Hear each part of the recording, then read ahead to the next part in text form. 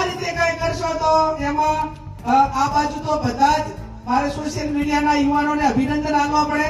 કે એક વ્યક્તિ ક્યાંક કરે તો એના ઉપર તૂટી પડે છે, એટલે કંટાળો તો મોબાઈલ બંધ કરી નાખે છે. સોશિયલ મીડિયામાં તો તમારે આનો ભંગ કરે ને એના સામે જે ચોય બરોબર છે એમાં મારો ટેકો છે.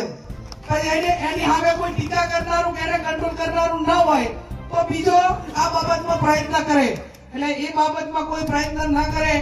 એના માટે કરીને સોશિયલ મીડિયા જે એક્ટિવ છે, જે સારી ભાષામાં જ આપણે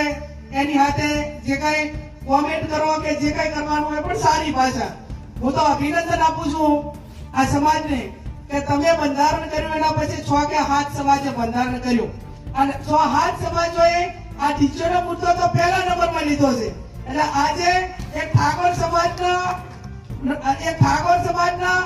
બંધારણના મનોબળને ઢીલું પાડવાની વાત તો નથી, પણ અહીં બાકીના જે 7 સમાજો છે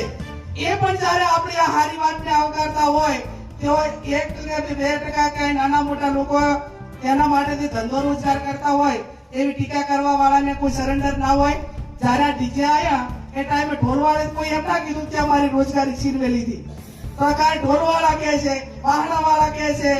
કોની બજાર વાળા કહે છે, કરિયાણા વાળા કહે છે, કાપડ વાળા કહે છે. એટલે આ બાબતમાં જે હવે બજેટ 2026 નું પાસ થઈ ગયું એ હત્યાની પહેલા આ બજેટમાં હું વ્યક્તિગત રીતે સમાજ વતી કહું છું કે કાંઈ ફેરફાર થવાનો નથી.